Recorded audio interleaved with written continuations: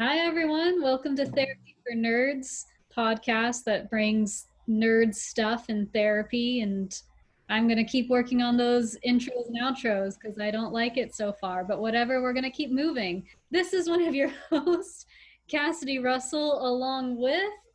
Abbey Ronquillo and Katie Busse. And today we're talking about something that was kind of sparked by a recent video that I watched, at least recent as of the time of this recording, and that is Wisecrack's video on Disney adults and how Disney is ruining culture. I disagree with a good portion of the things that were brought up in the video, not with everything specifically. Disney's a company and it's a big company. So I do have some issues with how it's run as a company. But then there's other things that I feel like were kind of taken out of context and that kind of stuff. Maybe that's because I live in Southern California and specifically grew up in Orange County. So I went to Disneyland a lot growing up. And so the video talks about how their view on how Disney is ruining culture as a whole. Some of the points that gets brought up is how Disney cutifies fairy tales and then markets them to children, saying that it sanitizes the fairy tale out of the major themes and stories and thinking of the right words to talk about it, but basically cutifies the story to make it more marketable for children and takes out some of the main lessons that could be learned from a story. A couple of the examples that got brought up were Pinocchio and The Hunchback of Notre Dame, and they talked about Sleeping Beauty and how Sleeping Beauty was actually, like, in the original story, raped and gave birth to twins. I just, maybe it's just me, but I don't think that does very well in a children's animated feature. Just, I don't have kids yet, but I really don't think I would want my kids to watch that. So with that kind of basic general thoughts, I wanted to talk to you two about your thoughts on Disney's impact on our culture and our mental health, and what what you guys thought about it. Because again, maybe I'm biased. Maybe I'm just a Disney adult, but who knows? maybe I don't know too much about this particular video, but I'm interested to know why they called out adults Disney adults or adults in particular. Because is it because adults were the ones that created the content? Is that what they mean? Well, the term Disney adult comes from I, specifically this internet discourse of people hating on, I think specifically like millennial age people that are childless, that are going to Disney World every year as their vacation or going to Disneyland every day. And there's been this discourse of like, if you don't have kids, don't go to Disneyland because that is a place for family and for children. There was a Twitter thread a while ago, I can't remember just how long ago, of, of this woman that was so mad that there were childless women at Disneyland while she had to like drag her child around, and her child was upset because I think like the woman in front of them had the last pretzel or something, and she was saying how like, oh, moms with small children should get to go to the front of the line and we shouldn't have to wait, and if you don't have children then you shouldn't be at Disneyland. And so that's where the term like Disney adult kind of sprang from, at least to my knowledge. Yeah. And then this video in particular that I was thinking about that kind of sparked me wanting to talk about it and talk about Disney's impact on culture was just, I felt like it was a good portion of it was unfair to just how animation as a whole works. One of the things that they complained about was how it's the animation was drawn to be super cute and the big eyes, and it's so that kids will spend money. And I feel like that doesn't take into account how that's how character design tends to work for animation.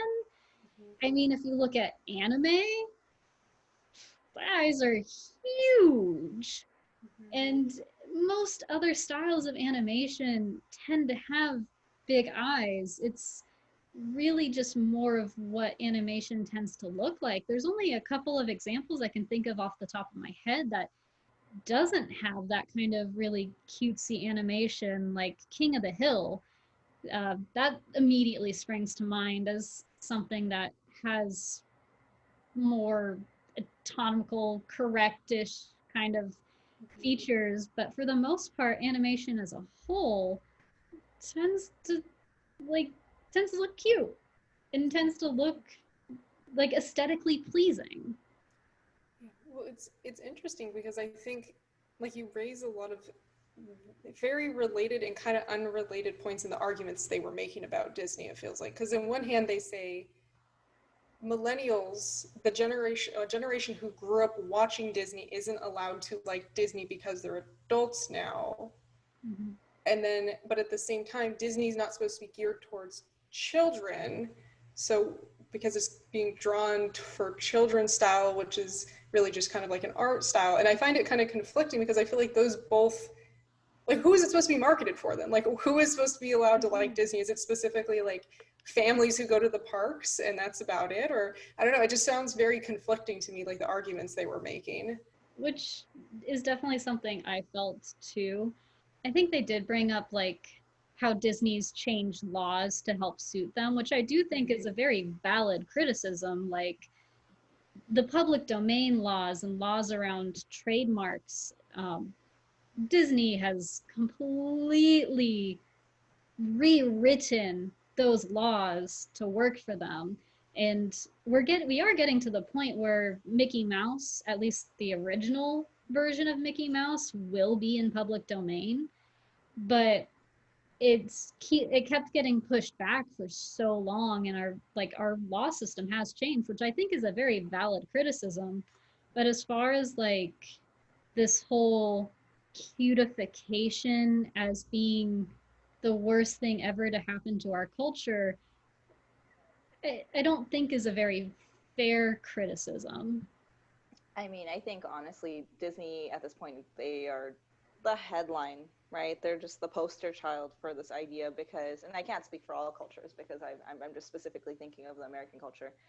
We personify everything. We use characters for advertising soap, and products that don't even need a character. Everything is cutified, and we talk about advertising. Anything needs to be beautiful. We spend so much money for packaging and making things look aesthetically pleasing.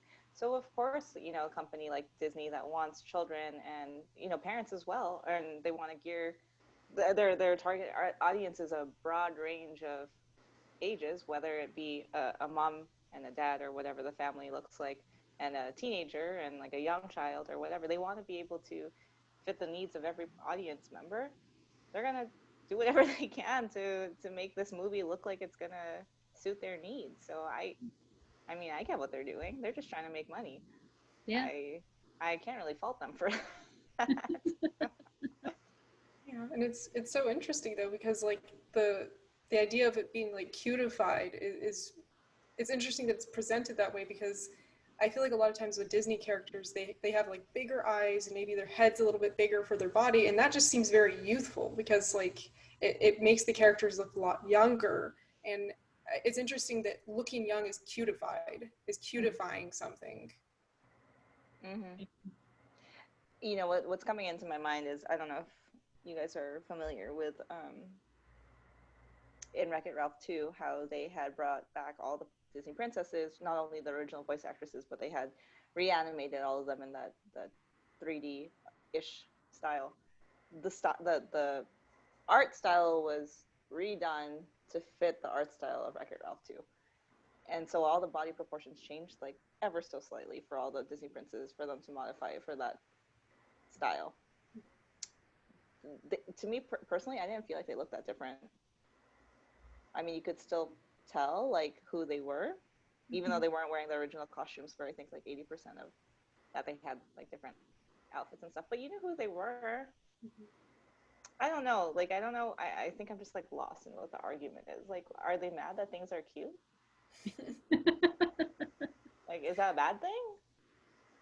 Yeah, I guess to them, I mean, the one of the main things that they talked about was the movie Pinocchio, which I thought was an interesting choice. Uh, it's been a long time since I've watched Pinocchio, and I don't know about you guys, but I'm willing to bet it's been a long time for both of you as well. I think I saw it like 2 months ago. Like when Disney Plus came out, I was like, I need to watch everything, make this worth my money. I just like just got charged for another year of Disney Plus, and I mean I will be making it worth my money. I watch it literally like every day something. I just watched all of the Owl House, and I freaking love that show so much. I could probably do a whole episode just me talking about how much I love the Owl House, but we're not talking about the Owl House today. We were talking about the Wisecrack video and their argument about Pinocchio. And so, and it has been like a week since I watched the Wisecrack video, but their their whole argument was just talking about how they it was a very mixed argument because on the one side it talked about how things were so easy for Pinocchio, but then it was also like showing clips of the movie, and it was like, how is that easy for him? Like, he watches his friend turn into a donkey, he goes into the belly of a whale to save his father. Like, it was such a strange argument to make, and I felt like there were other movies that could have exemplified their point a lot better. What exactly was the point they were trying to make with Pinocchio? That it was, I'm trying to think of what like they thought that the main point of it was from the authors. Well, like, but what was like their global point about Disney they were trying to make that they were using Pinocchio to exemplify? It was such a mixed argument because it was like they talked about how sanitized the point was, and how they tried to argue like it was just so easy for him to become a real boy, and it was like that doesn't make any sense if I don't you think it was actually, yeah, like how is that, Is how is there a standard to become a real boy that I don't know about? Like, is there a handbook for making a... Yeah, and like, what does the difficulty matter? I don't understand like why it matters if it was hard or easy for him. Wait a minute. Wait, okay, hold on, time out. Is there like an original Pinocchio story that they're basing this off of where like they had twisted into the Disney version? Is that why they're upset? Yeah, there's like an original book for Pinocchio, and granted, like I've never read the original Pinocchio book. I don't honestly plan on it because eh. But it was just such a weird argument that they were trying to make that I didn't really quite understand it myself, because in the same breath of like, oh, it was just so easy, like the fairy godmother just went poof and then he was a real boy, and it was like, but that's not what happened in the story. He went through a lot of very traumatic stuff, like watching your best friend turn into a donkey and work in the mines. That's not getting kidnapped. I mean, yeah. Swallowed by a whale. I mean, there's a lot of stuff that happens in that movie that I don't think is necessarily like easy. Yeah. And it was trying to argue that like, oh, I think it was something about like the vices and how like bad it is, and how like it in the book they were claiming that there's such a more clear connection between the vices of like drinking and gambling and how it's bad. And it's like, but the kid that was drinking and gambling and smoking turned into a freaking donkey. Like, how is that? If you're a kid watching that, how do you take away from that anything other than, hmm, maybe drinking and smoking and gambling isn't the best thing to do? Like, I I don't I I did not understand their reasoning for that. Their reasoning, Cassie, being that, there's some kids out there that actually want to be donkeys. So they're actually going to go out there and be like, yes, gambling, smoking, and drinking, that's what I'm going to do. So easy. Yeah, you know what? That must be true. That must be what it was. I understand why you don't agree with this video because it doesn't make any sense. You It can't reason with unreasonable video. Yeah, but I think this conversation though really does bring up a lot of good points about. Well, obviously Disney it's a big company, and there's always going to be critique of companies and the way they remake stories, and I think that's all fair. But I think the part that really stands out to me is like we said, like how do people who view that content, what do they take away from it? How does it impact them? What are those lessons they're learning? And circling back to like, what about adults who still like Disney? Why are they all of a sudden banned from going to Disneyland? But not literally banned, but why is there a stigma around enjoying it still if you don't have kids or you're not a kid yourself? Like, I think there's so much that comes up even from like a mental health side of like being able to enjoy things, kind of sort of talk about. Or just kind of going back to that, like, old saying, like, if you have nothing nice to say, don't say anything at all. Like, if someone's enjoying themselves, let them be. They're not doing anything for you. Like, just let it go.